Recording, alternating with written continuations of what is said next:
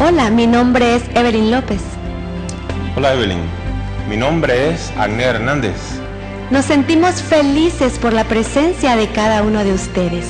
Deseamos que lo que vamos a aprender hoy nos acerque más a Dios. Agradecemos también a los que nos siguen por televisión. Gracias a todos. Pidamos la dirección de Dios a través de una oración. Querido y amante Padre, gracias por dirigirnos a este lugar para escuchar tu palabra. Al estudiar sobre Juan en esta noche, que su amor por Jesús nos inspire también a amarle a Él. Quédate con nosotros y bendice al pastor Cortés por Jesús. Amén. Escuchemos ahora al pastor Félix Cortés con el tema Juan, lo que el amor ha hecho, de la serie Maestros de Santidad. Juan, lo que el amor ha hecho, quiero invitarlos a reflexionar. En una vida tan llena de significado, llena de lecciones valiosas para todos nosotros, para todos los hijos de Dios. Y para comenzar, quiero leerles un párrafo que encontré en un comentario del Nuevo Testamento, escrito por dos eruditos muy importantes. Dice así: el Evangelio de Juan ha ejercido una gran influencia en la iglesia cristiana a través de las edades, y es natural que aquel de los discípulos al cual se atribuye sea para ellos objeto del más vivo interés. Juan, el discípulo amado, ha ejercido una enorme influencia sobre la iglesia cristiana. Desde el principio, la iglesia del Señor ha tenido un interés muy especial en la vida de este hombre. Y nosotros seguramente también lo hemos disfrutado a través de nuestra experiencia cristiana. Y espero que en esta noche tengamos una visión un poco mejor de la vida de este gran hombre de Dios. Y en el libro Hechos de los Apóstoles, página 445, encontré este párrafo que quiero leerles también. Dice: el amor confiado y la abnegada devoción manifestados en la vida y el carácter de Juan contienen lecciones de incalculable valor para la iglesia cristiana.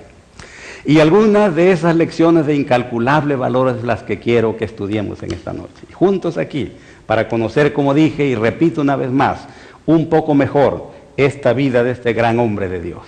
Así que cuando comenzamos a estudiar la vida de Juan, cuando leemos sus escritos, especialmente el Evangelio que lleva su nombre, una de las primeras cosas que nos impactan, nos impresionan, nos llama la atención, es la siguiente. Cuando en el desarrollo de su relato, cuando tiene que nombrarse a sí mismo, tiene que referirse a sí mismo en su escrito, No hace como, por ejemplo, Mateo, que usa la tercera persona. Él hace algo que ha llamado mucho la atención. Él se llama a sí mismo el discípulo al cual Jesús amaba. Quiero invitarles a leer algunos textos donde lo dice con toda claridad. Por ejemplo, allá en Juan capítulo 13, por ejemplo ahí, capítulo 13, el versículo 23, miren lo que dice. Dice, y uno de sus discípulos al cual amaba Jesús, estaba recostado al lado de Jesús. ¿Quién era este? Juan, por supuesto, el discípulo a quien Jesús amaba. Otro texto es el que se encuentra en el capítulo 19, el versículo 26, que dice también de esta manera. 19, 26 dice, cuando vio Jesús a su madre y al discípulo a quien él amaba, que estaba presente, dijo a su madre, mujer, he ahí tu hijo. Y este hombre, por supuesto, era Juan, el discípulo a quien Jesús amaba. Otro texto que igual nos llama la atención es el que está ahí cerquita. Capítulo 20 más bien, versículo 2, dice estas palabras. 22. Entonces corrió y fue a Simón Pedro y luego dice, y al otro discípulo, aquel al que amaba Jesús. Y ese, por supuesto, era Juan. Con más énfasis, con más detalle, con más claridad, dice aquel discípulo al cual amaba Jesús. Y luego un texto más, el capítulo 21, el versículo 7. Miren lo que dice. Seguimos ahondando en esto y dándonos cuenta cómo era él. Dice el versículo 7, 21:7, entonces aquel discípulo a quien Jesús amaba, dijo a Pedro, es el Señor. Y este, por supuesto, ustedes saben que era Juan, ¿cierto? Y por último, en el capítulo 21, versículo 20, ahí mismo en ese capítulo, este último texto, que como dije, llama la atención mucho a los cristianos. Dice, volviéndose Pedro, vio que le seguía el discípulo a quien amaba Jesús, el mismo que en la cena se había recostado al lado de él y le había dicho, Señor, ¿quién es el que te ha de entregar? Y este discípulo a quien amaba Jesús, por supuesto, era Juan. Ahora, estimados hermanos y amigos, una pregunta que surge en la mente es esta. ¿Por qué Juan decía yo soy el discípulo a quien Jesús ama? ¿Por qué se identificaba así? Hay quienes piensan que hasta suena un poco jactancioso esto. ¿Por qué él se sentía amado por Jesús? ¿Por qué lo decía con mucho énfasis y muchas veces yo soy aquel discípulo al quien Jesús amaba? Y luego otra pregunta que podríamos hacernos en esta noche. ¿Nos sentimos nosotros amados por Jesús? Podemos decir nosotros, como decía él, yo soy pues Elisa, yo soy Simón, yo soy cualquier otro nombre, Luis, Carlos, Elvira, Jennifer, Belino. Yo soy el discípulo al cual que Jesús amaba. ¿Se siente usted amado por Jesús? ¿Siente el amor de Cristo en su corazón? Solemne. Porque nadie se salvará si no comprende el amor de Cristo y responde a él. Juan decía, yo soy aquel discípulo a quien Jesús amaba. Hay quienes piensan que Juan era santo, bueno, manso, humilde, y por eso Jesús lo amaba. Pero yo les pregunto en esta hora, mis hermanos, ¿ama Jesús solo a los buenos? ¿Ama Jesús solo a los que son humildes? ¿Ama Jesús solamente a aquellos que son mansos de carácter, buenos en su personalidad? Yo estoy seguro que ustedes saben que no, porque nuestro Señor ama a todos por igual. Nos ama a todos nosotros, no importa cómo seamos. Y además, ¿quién sabe si Juan era bueno por naturaleza? Y otra pregunta que les quiero hacer en esta noche, para reflexionar todos. Les hago esta pregunta. ¿Ustedes creen que amaba más Jesús a Juan que a Pedro? Y por eso Juan decía, yo soy el discípulo a quien Jesús ama. ¿Ustedes creen que amaba más a Pedro? No. El Señor no hace acepción de personas, ama a todos por igual. Nosotros somos los que hacemos acepción de personas. Nosotros somos los que amamos más a unos que a otros. Nosotros somos los que amamos más a aquellos que nos aman, a aquellos que son amables, a aquellos que tienen buen carácter, a aquellos que tienen buena personalidad, son atractivos. Tendemos a amarlos más. Pero Jesús amaba a todos por igual. Entonces, ¿por qué Juan se sentía amado por Jesús? ¿Se siente usted amado por Jesús? Y otra pregunta, ¿era Juan por naturaleza bueno, por naturaleza manso, por naturaleza amable, por naturaleza normalmente digno de ser amado? Yo le digo que no. Saben que tenemos instrucciones en las palabras de Dios, de que cuando nuestro Señor Jesucristo estaba reuniendo a sus discípulos, completando el número de los 12, llamó a 12 para que estuvieran con él, dice, para enviarlos a predicar. Y entre todos los que llamó, estaban 2 hermanos. Vamos a leer lo que dice ahí en Marcos. En Marcos capítulo 3, versículo 17, dice estas palabras llenas de significado.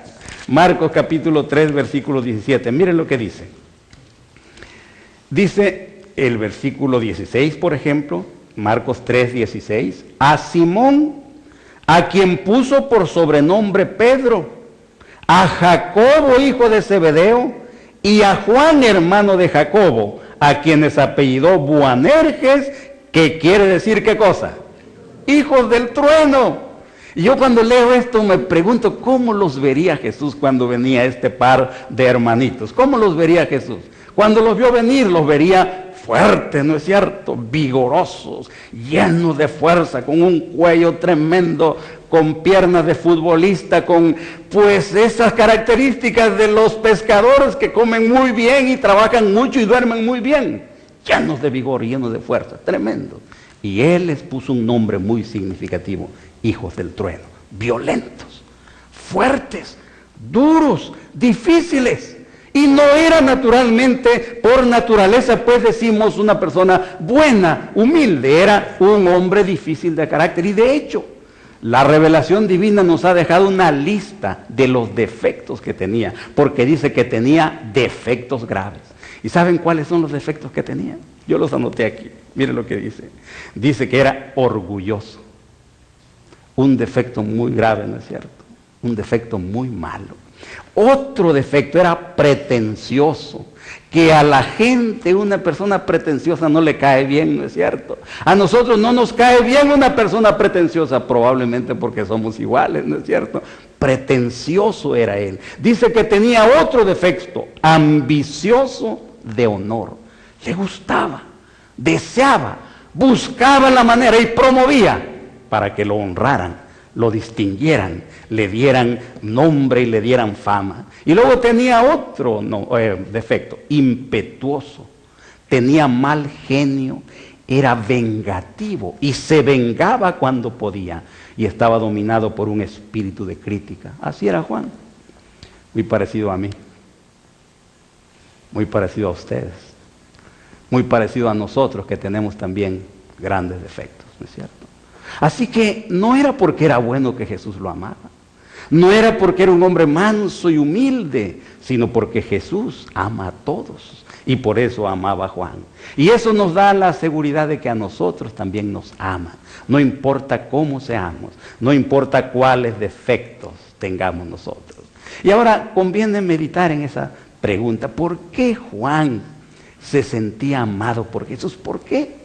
Hay quienes dije que piensan que era algo así como, pues, jactancioso, distinguirse, hacerlo notar y decirlo con mucha frecuencia. Yo soy aquel discípulo a quien Jesús amaba. Pero hay quienes piensan también que no era jactancia. Era algo así como una sublimación. Era como una inspiración que le causaba el hecho de sentirse amado por Jesús. Era porque él había encontrado en Jesús una personalidad afín. Se había identificado con él.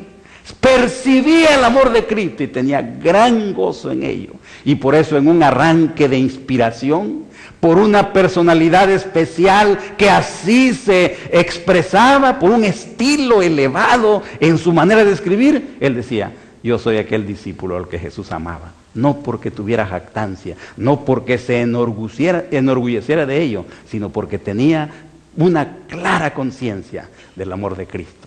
Ruego a Dios que ustedes también tengan esa visión, esa sensación, ese espíritu de creer, aceptar el amor maravilloso de nuestro Señor Jesucristo. Tenía muchos defectos Juan cuando vino al discipulado, muchos defectos.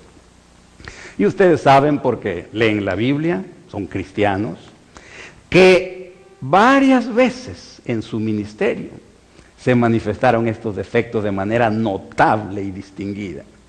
Por ejemplo, una vez, vamos a buscar un texto allá en Lucas capítulo 9, y luego el versículo 49 en adelante. Pero mientras yo les relato esto, ustedes busquen el versículo 55. Miren lo que dice Lucas.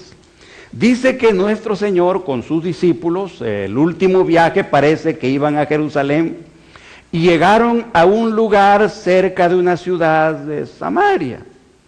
Y como ya era tarde y no podían seguir adelante, pues entonces nuestro Señor con sus discípulos decidieron quedarse en esa ciudad, pedir posada, como era muy común en aquel tiempo, que no había hoteles, no había lugares donde hospedarse y era peligroso quedarse fuera. Entonces mandó el Señor a una comitiva, a un grupo a pedir posada a los samaritanos.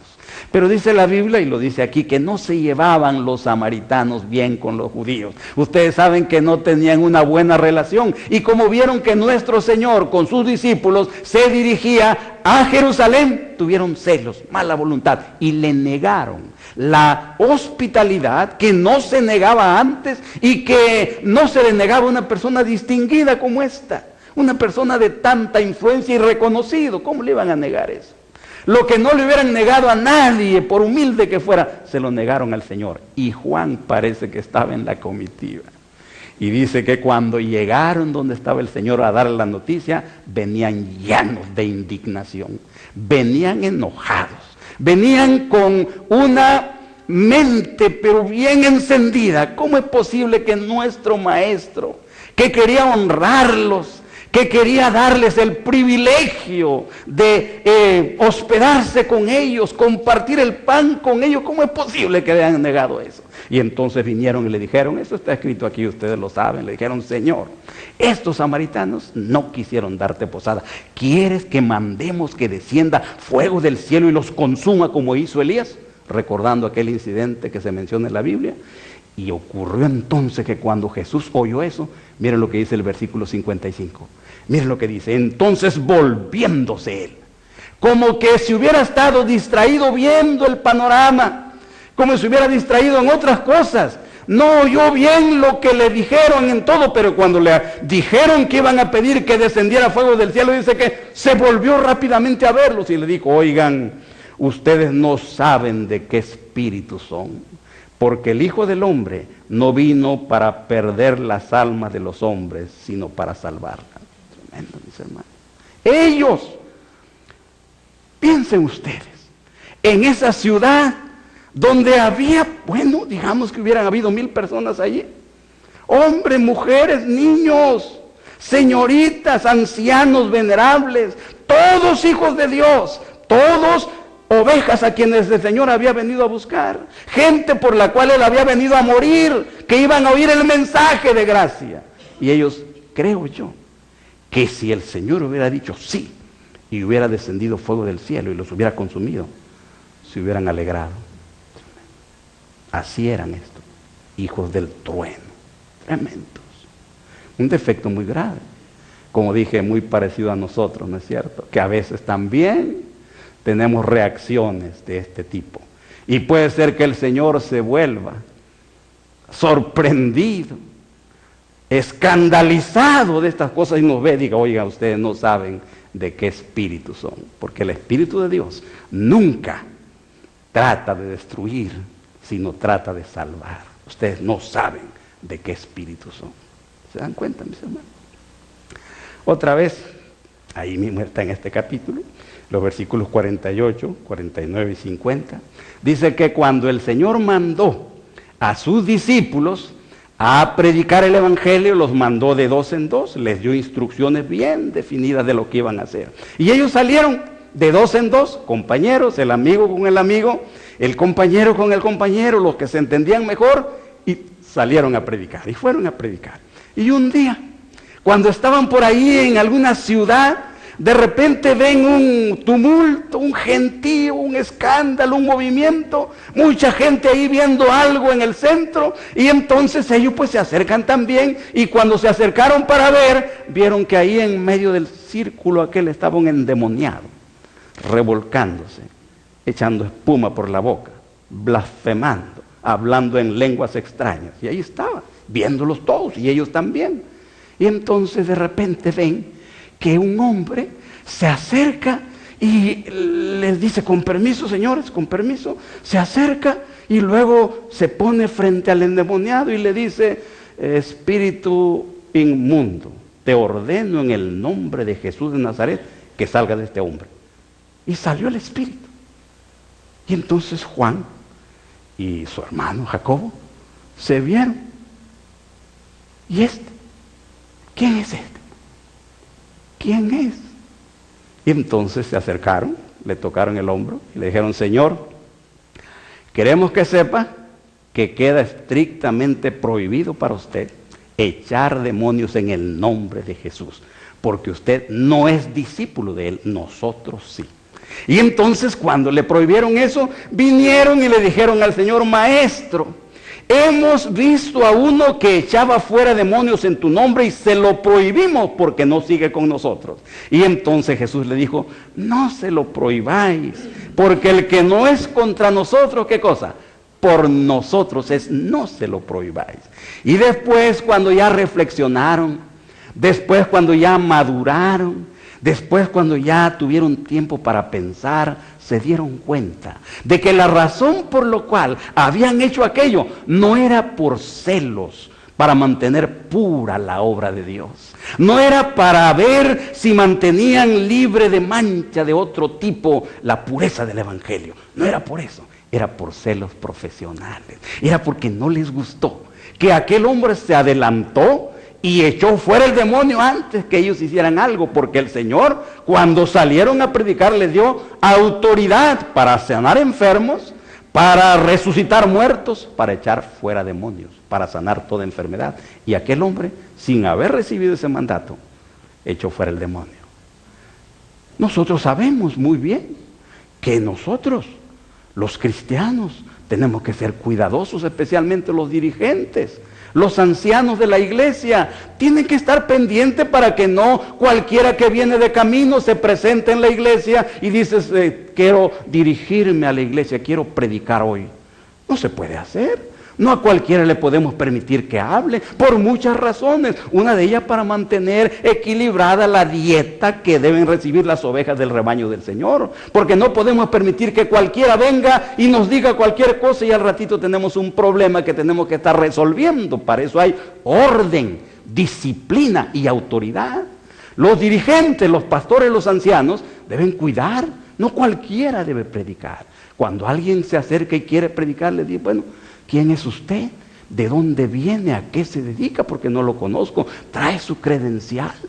Y si saca su credencial y lo presenta y ver si está vigente, porque puede ser que sea del año antepasado y ya no esté vigente, y no le podemos permitir, porque debemos ser cuidadosos para mantener la pureza, para mantener el orden, para mantener la dieta equilibrada para las ovejas del Señor.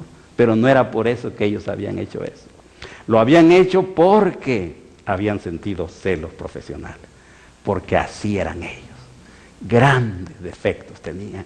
¿Quién sabe cuáles de estos defectos se manifestaron aquí? Probablemente el orgullo, probablemente las pretensiones de discípulos distinguidos, credencializados, muy importantes. Ese espíritu se manifestaba en este hombre, así era él. Y otra vez, ustedes conocen la historia.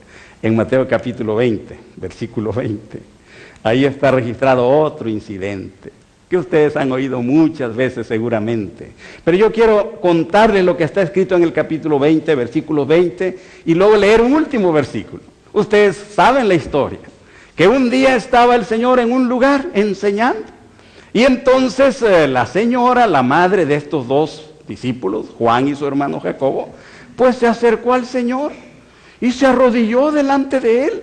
Y el Señor, cuando lo vio que se arrodilló, le dijo: ¿qué quieres que te haga? Y la señora dijo: Señor, quiero que nos concedas algo. ¿Qué es?, dijo el Señor. Quiero que en tu reino, dijo la señora, estos dos hijitos míos se sienten uno a tu derecha y otro a la izquierda. ¿Que no es normal y razonable pensar que las madres quieren el éxito de sus hijos? ¿No es natural pensar que las madres pues quieren ver que sus hijos prosperen, tengan éxito profesional, alcancen algún nivel de servicio más elevado? ¿No es un asunto natural? Pues así lo pensó la señora. Y vino y le dijo al Señor: quiero que uno de mis hijos se siente a tu derecha y otro a la izquierda. Las posiciones de mayor autoridad, de mayor honor, de mayor mérito, más buscadas, más deseables. Pero entonces cuando ellos dijeron eso, dijo el Señor estas palabras. Miren lo que dijo. Capítulo 20, versículo 22. No sabéis lo que pedís. ¿Se dan cuenta, mis hermanos? No sabéis lo que pedís. Porque ustedes, dice, podéis beber del vaso que yo he de beber y ser bautizados con el bautismo con que yo soy bautizado. Y ellos dijeron: claro que podemos. Así eran ellos. Ese defecto tenían ellos. Y como dije al principio, muy parecido a ustedes, ¿no es cierto? Muy parecido a nosotros. Muy parecido a mí, que también tenemos este deseo de alcanzar alguna posición de honor, reconocimiento, fama, distinción. Ahora, es una necesidad de la persona humana, según dicen los que han estudiado esto, el deseo de reconocimiento. La persona humana necesita el reconocimiento de su labor, de su trabajo, de sus realizaciones para equilibrarse, para encontrarse bien. Lo necesita para su bienestar. El elogio sincero, el reconocimiento honesto, el reconocimiento verdadero de los méritos de otra persona y reconocerlos públicamente y hablar de ellos, creo que es razonable, es bueno, hace bien a la persona humana. Pero de eso, a buscarlo, a promoverlo y tenerlo como el objetivo de nuestra gestión, de nuestro trabajo, de nuestra búsqueda, pues de nuestras maniobras para ver cómo hacemos para lograrlo, hay mucha diferencia. Y ellos buscaban claramente el honor, el mérito, la posición de ser los más distinguidos, ¿qué dijera yo? Servidores de Jesús en el reino que esperaban que se estableciera muy pronto. Así eran ellos. Así era Juan. Así era Jacobo. Hijos del trueno, con grandes defectos. Ahora, yo he oído muchas veces que alguien me dice que mis dirigentes tienen defectos. Y me los han mencionado. Defectos. Yo siempre escucho con cuidado, con mucha prudencia, esos comentarios. Por muchas razones. Una de ellas es que los que tienen posiciones de autoridad son personas públicas, personas que están expuestas al análisis, a la crítica edificante, constructiva de los demás. Y sin que haya malicia de ningún lado, es posible que haya malentendidos. Es posible que una persona sin mala voluntad no esté de acuerdo. Y haya estas cosas que surgen, que se pueden explicar, que no se pueden atribuir a maldad en ninguna parte, ni del que es criticado, ni del que critica. Es posible eso. Pero yo he encontrado que mis dirigentes a veces tienen defectos. Y a veces defectos graves, como Juan, como Jacobo, que cuando entraron al discipulado, cuando fueron ordenados por el Señor, cuando fueron enviados en misión, tenían defectos graves. Y si Jesús podía trabajar con Jacobo y Juan, a pesar de estos defectos que tenían, entonces mis hermanos y amigos, entonces puede trabajar conmigo, que también tengo defectos. Entonces puede trabajar con ustedes, que también tienen defectos. Y también puede trabajar con mis dirigentes, que tienen defectos. Por eso nosotros debemos ser equilibrados. El Señor tenía una visión en esto, muy clara por ser naturalmente el Hijo de Dios, muy importante. Miren ustedes, Dios no llama a los hombres a su servicio porque son perfectos. No los llama porque son intachables. No los llama porque son santos y perfectos. Los llama porque están dispuestos, porque abren su corazón y quieren emplearse en su servicio. Y Él los acepta como son, mientras los educa, mientras los cultiva, mientras los purifica, mientras los perfecciona, los utiliza en la medida que puede, mientras trabaja con ellos para obtener un mejor servicio.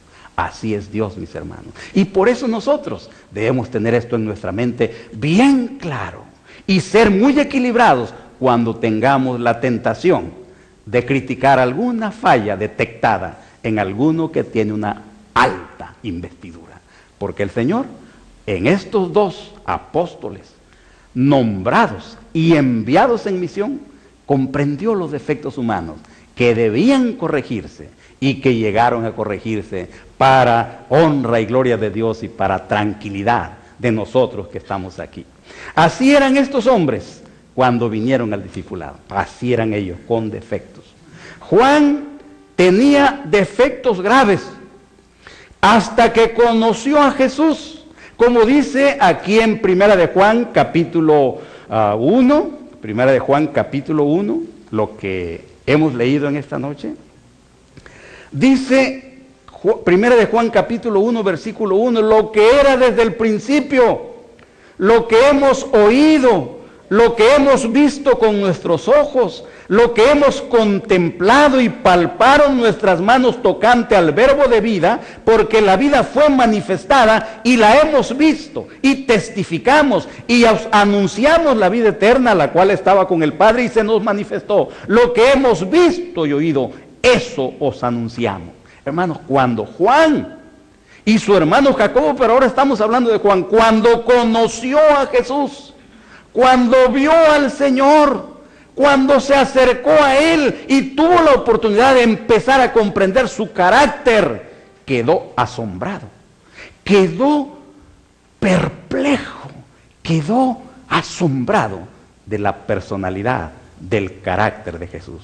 Recto, maduro, equilibrado, humilde, bueno, intachable. Se conmovió su corazón al encontrarse con Jesús.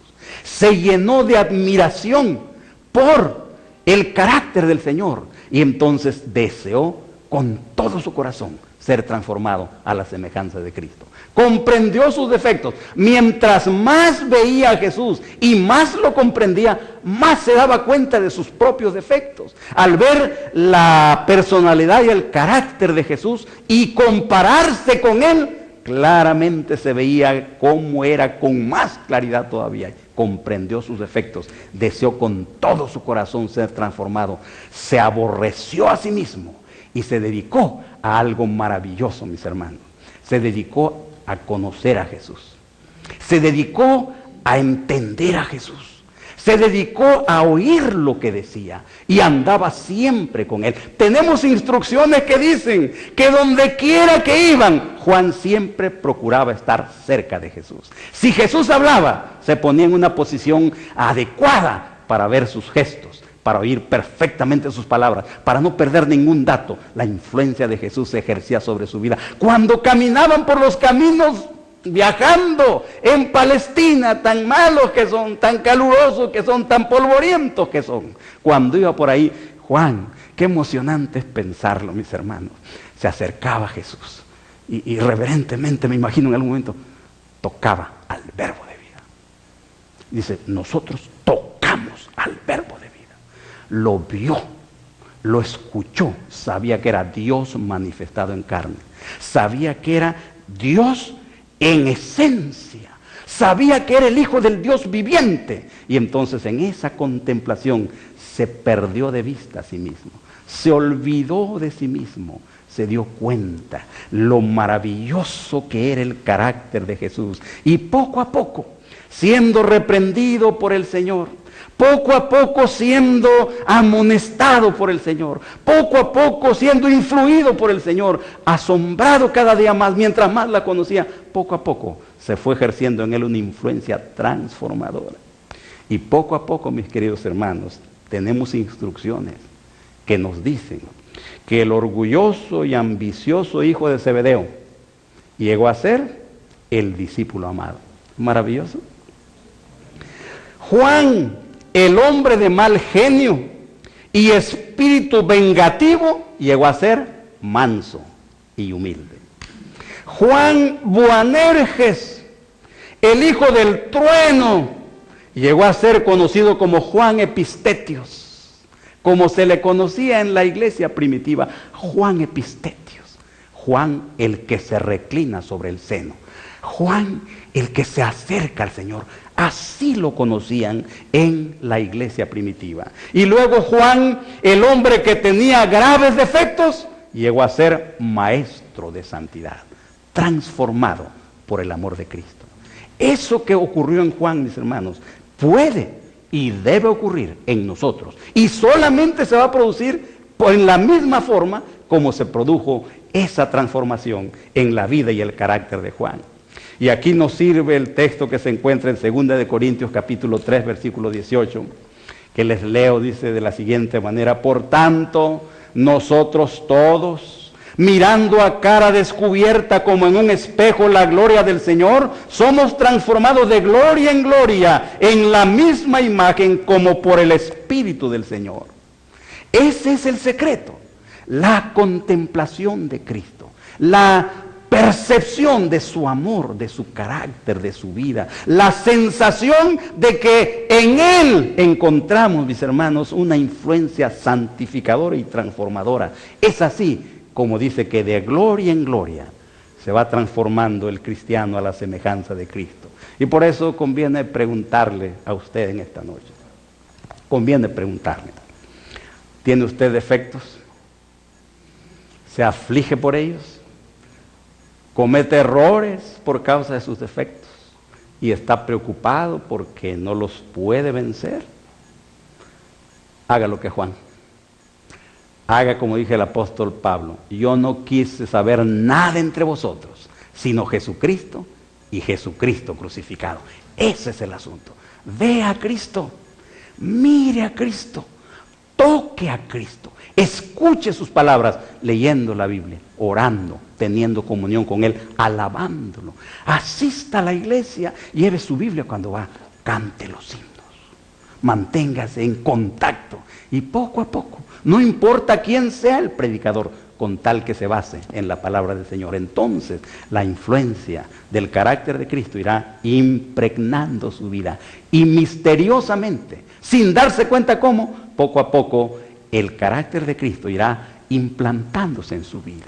Yo le sugiero que haga la oración que hizo el salmista ya en el Salmo 139, quizás ustedes conocen ese texto, ese Salmo 139, versículo 23, cómo me impresiona y deberíamos nosotros repetir eso. Dice: examíname, oh Dios, y conoce mi corazón, pruébame y conoce mis pensamientos, y ve si hay en mí camino de perversidad y guíame en el camino eterno. Pídele al Señor que le revele sus defectos. Pídele que le revele los defectos como Él lo hace, con prudencia, poco a poco, porque no se vaya a abrumar por la revelación de cuán defectuoso es, más de lo que nunca se imaginó. Pero el Señor le revela con prudencia, con cuidado, sus defectos, y poco a poco usted los va distinguiendo. Aísle sus defectos, reconózcalos, haga una lista de ellos, diga: ese soy yo, así soy yo, ese soy yo. Y entonces diga: Señor, por favor, cámbiame, transfórmame. Pero haga eso de acuerdo a como está escrito. Mire, tengo un párrafo que quiero leerle. Lo anoté en este papel. Se encuentra en un libro que se llama Conflicto de los Siglos, página 611. Miren lo que dice. Oigan estas palabras. Ahora escuchen. Dice: hay una ley de la naturaleza intelectual y espiritual. Hay una cosa, ¿qué cosa? Una ley de la naturaleza intelectual y espiritual, según la cual modificamos nuestro ser mediante la contemplación. Una ley de la naturaleza intelectual y espiritual. Esa ley dice que mediante la contemplación transformamos nuestro ser. Sigue diciendo, la inteligencia se adapta gradualmente a los asuntos en que se ocupa. ¿Qué les parece? La inteligencia se adapta poco a poco a los asuntos en que se ocupa, aquello en que pensamos, aquello en que meditamos, aquello que está en nuestra mente constantemente, poco a poco, la inteligencia se va adaptando a eso. Y luego termina diciendo el párrafo, se asimila lo que se acostumbra a amar y reverenciar. Una ley. Aquello que amamos, aquello que reverenciamos, aquello que siempre tenemos delante de nosotros, aquello a lo cual aplicamos nuestro pensamiento, nuestra reflexión, nuestro tiempo, según esta ley de la naturaleza espiritual, modifica nuestro ser. Nos transformamos a la semejanza de aquello que amamos, de aquello que adoramos. Tremendo, mis hermanos. Por eso los hijos se parecen a sus padres. Por eso los hijos son la viva imagen de sus padres, se parecen a ellos. Los niños que aman a sus padres, que los tienen en adoración. Para un niñito de 3 años, 2 años, no hay nadie mejor, ni más grande, ni más importante que su padre. Y yo he visto niños pequeñitos que abrazan ahí de las piernas de su papá y dicen, este es mi papá. Ah, cómo lo aman, cómo lo quieren. No lo pierden de vista. Y poco a poco, no por ser su hijo, sino por haber visto, contemplado y amado tanto a su padre, son igualitos a ellos. ¿Comprenden, mis hermanos?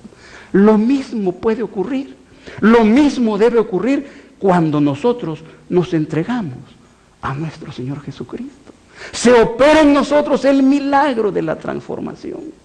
Y yo me atrevería a decir, aunque no lo puedo afirmar, que los esposos que se aman, que se casan, se unen en matrimonio y son una sola carne.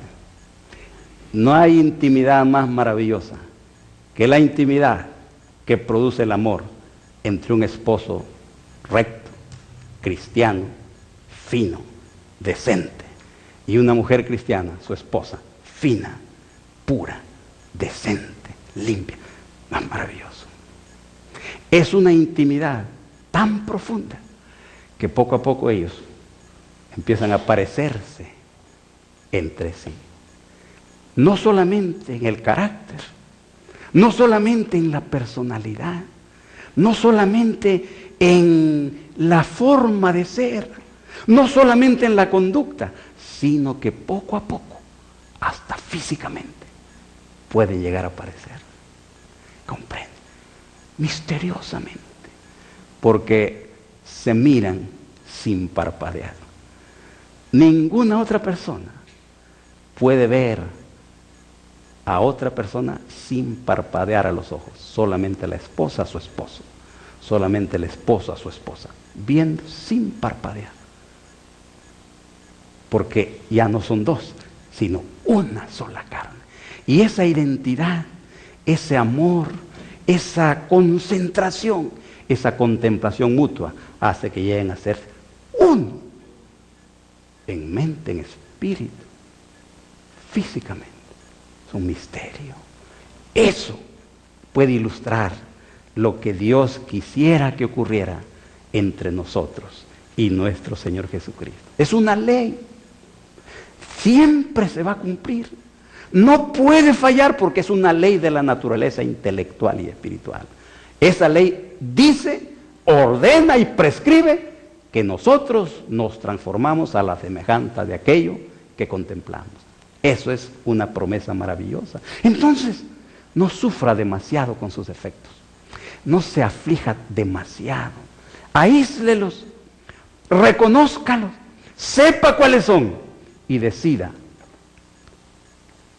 que Dios los transforme, porque usted no lo va a poder hacer. Y Él ha prometido hacerlo. Si lo hizo con Juan, que tenía graves defectos, lo puede hacer con usted, que también tiene defectos. Lo puede hacer conmigo, que también tengo defectos, los reconozco. me apena. Pero tenemos esa esperanza bien declarada por Dios en su palabra. Somos transformados mediante la contemplación, especialmente de nuestro Señor Jesucristo.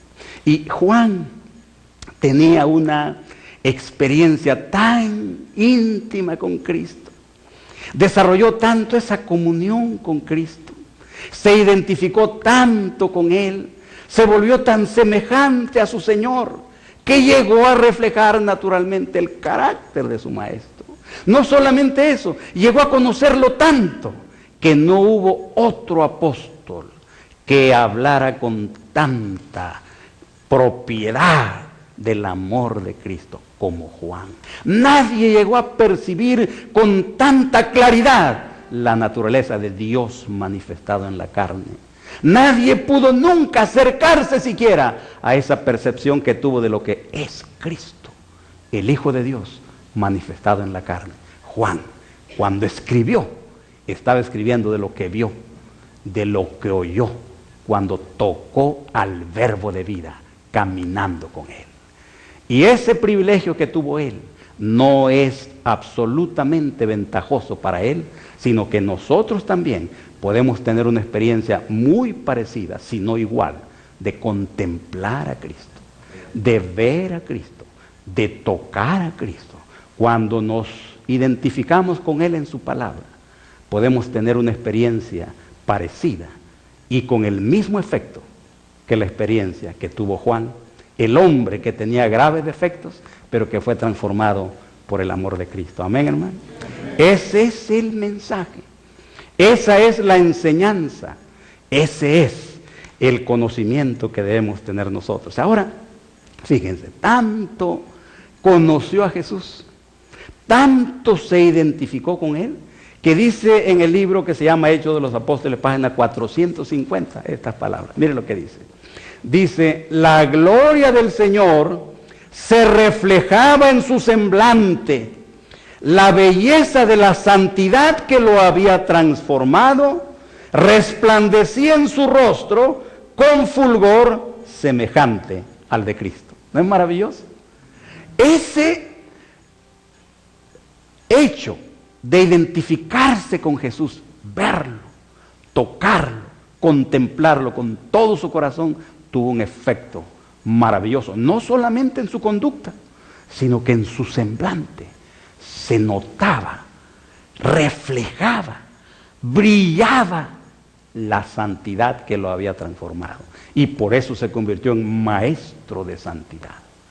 Como Esteban, cuando fue apedreado, según ustedes seguramente han leído en la Biblia, en Hechos capítulo 6, versículo 15 está. Dice que cuando los que estaban en el concilio vieron su rostro, dice, lo vieron resplandeciente como el rostro de un ángel. Y el comentario bíblico dice que no resplandecía porque tenía una serenidad sobrenatural en el momento de gran peligro para su vida. No reflejaba así, sino que la gloria de Dios brillaba en su piel, brillaba.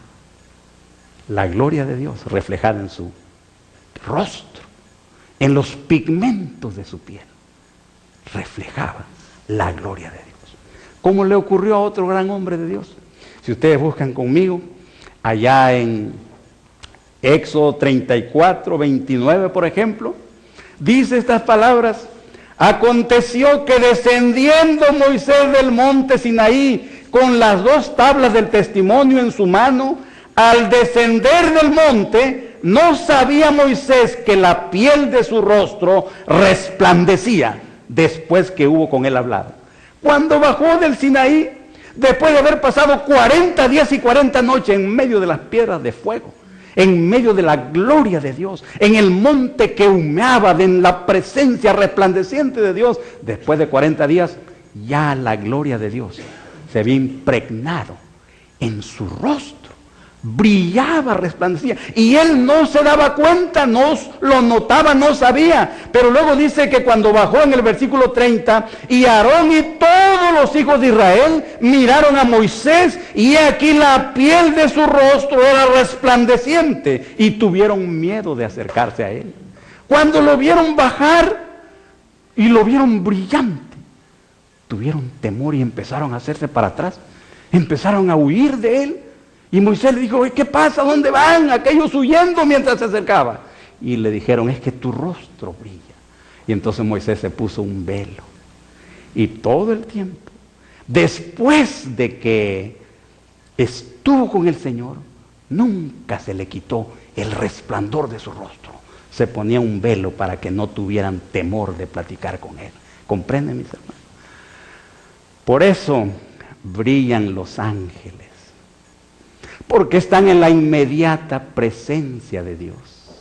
Por eso resplandecen y son brillantes, porque la gloria de Dios ya ha impregnado todo su ser. Por eso Lucifer brillaba más que todos los demás, porque había estado más cerca del trono. Y por más tiempo había recibido la fuerte influencia de la gloria de Dios, resplandecía. Y lo maravilloso es que ustedes también, y yo también, humildes como somos, va a llegar un día que resplandeceremos. Cuando pasen tal vez 20 millones de años, 50 millones de años, viendo a Dios, oyéndolo en su casa, en su santa ciudad. Cuando tengamos eso, vamos a resplandecer también. Por eso dice en Daniel capítulo 12, versículo 3, los entendidos, ¿qué cosa? Resplandecerán como el resplandor del firmamento.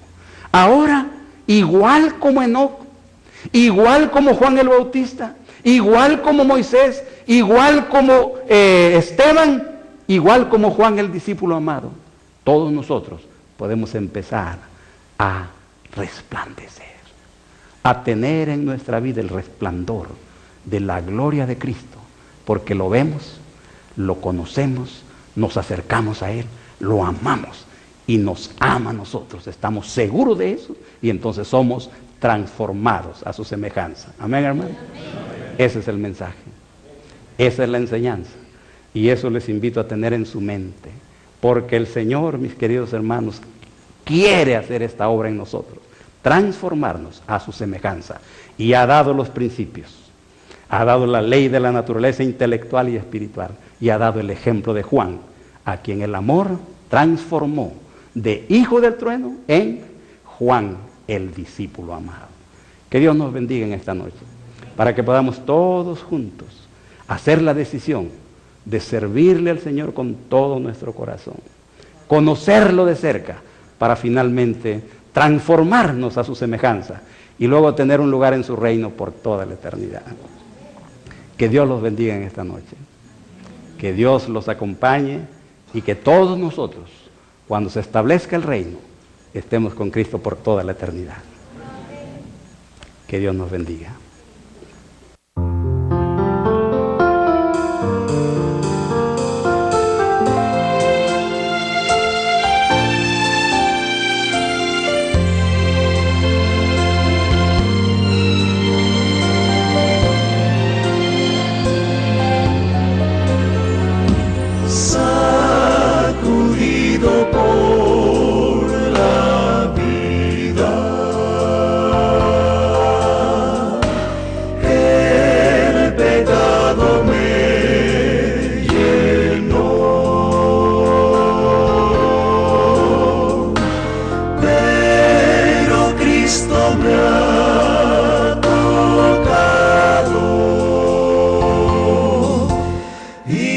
Ya no soy el mismo de ayer.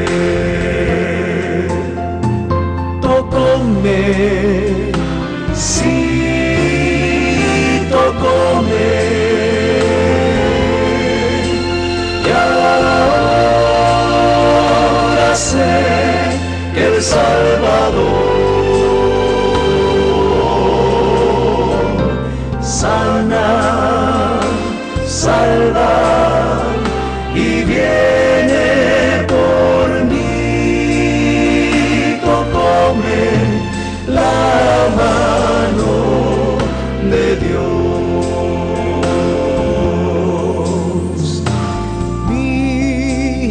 luz me ha encontrado